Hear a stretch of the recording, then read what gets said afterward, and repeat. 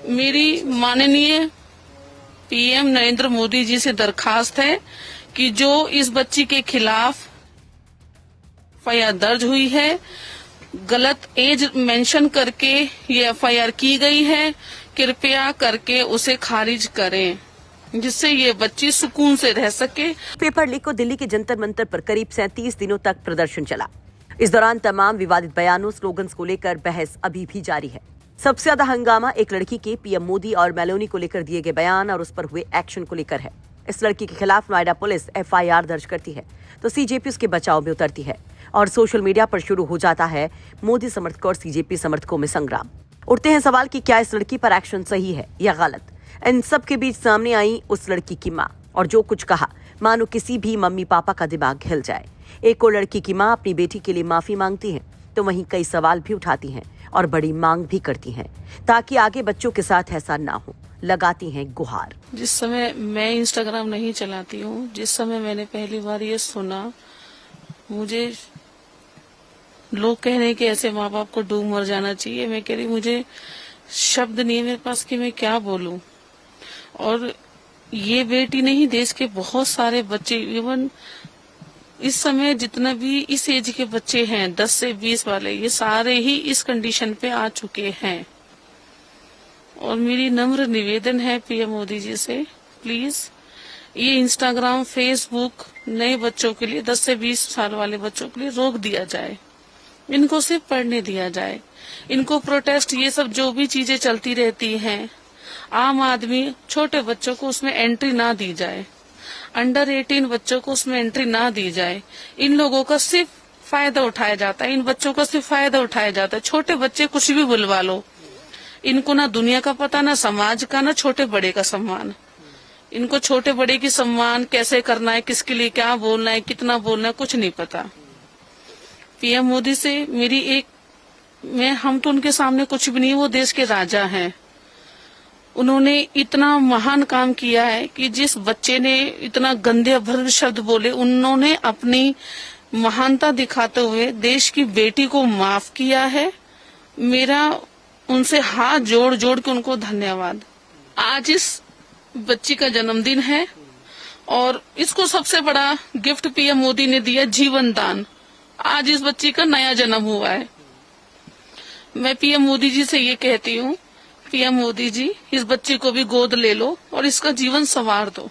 जैसे आप गांव गांव को गोद ले रहे हो, भारत को संवार रहे हो, एक छोटी सी पहल, इस बच्ची को गोद ले लो और इसका जीवन संवार दो। इसको भी परिवार का प्यार मिले। घर घर पुलिस आ रही है, 4-4 गाड़ियां आ रही हैं, स्कॉर्पियो भर भर के आ रही है। तो माँ बेटी है, गलती हुई है, माफी भी मांग रहे हैं, बार बार मांग रहे हैं माफी। और कैसे मांगे आप बताइए, कैसे हम अपनी बात पहुंचाएं कि हम सच में शर्मिंदा हैं, हमें अपनी गलती का एहसास है।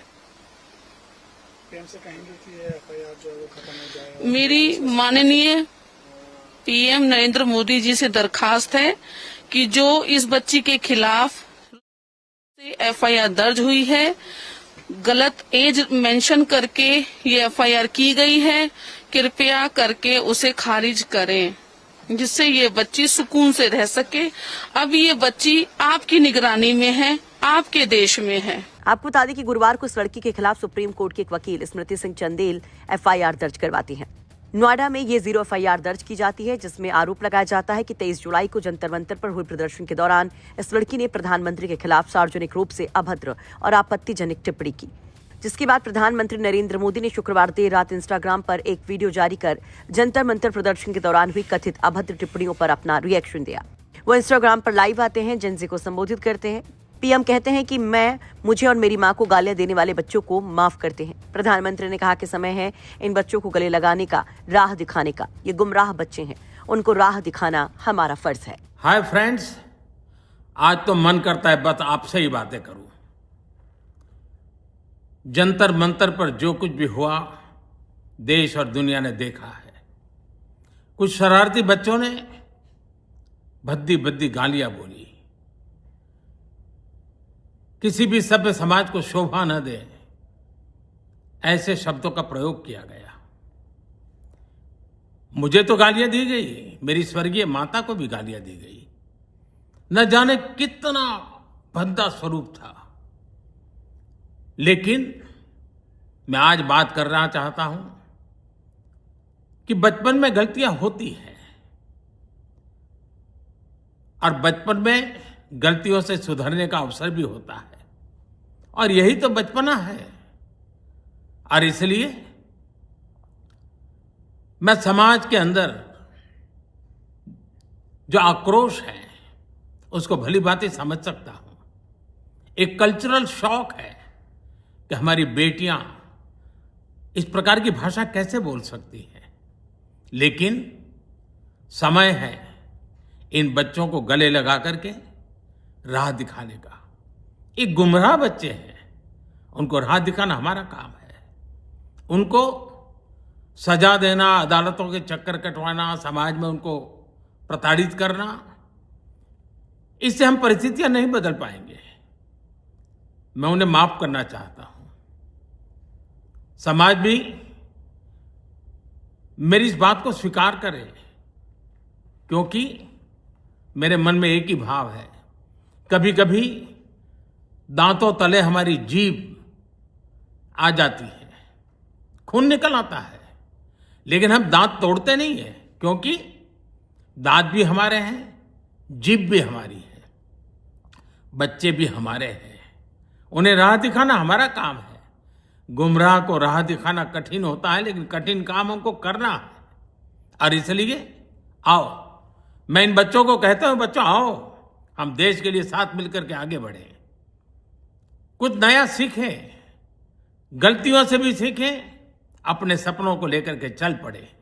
देश बहुत आगे बढ़ रहा है, आगे बढ़ने वाला है, और आपका भी आगे बढ़ना निश्चित हो, यही मेरा सपना है। मैं आपके लिए जीता हूं, आपके उज्जवल भविष्य के लिए खपता हूं। आओ हम मिलकर के देश को आगे बढ़ाएं। बहुत बहुत धन्यवाद दोस्तों। बस आओ, गलतियों से सीखो, आगे बढ़ो। हालांकि प्रधानमंत्री के माफी वाले बयान पर भी विरोधी उनको घेरने लगते हैं। कहते हैं कि दरअसल प्रधानमंत्री को माफ नहीं करना चाहिए, बल्कि माफी खुद मांगनी चाहिए। वहीं इस केस की अगर बात की जाए तो नोएडा पुलिस ने बीएनएस की धारा 352, 353 1, 356 1 के तहत मामला दर्ज किया। ये 0 एफआईआर थी, जिसे नई दिल्ली के पार्लियामेंट स्ट्रीट में भेज दिया गया। दरअसल मामला भले ही नोएडा एक्सप्रेसवे थाने में दर्ज किया गया हो, लेकिन घटना नई दिल्ली की थी, इसलिए इसे वहां पर ट्रांसफर किया गया। ब्यूरो रिपोर्ट, यूपी तक।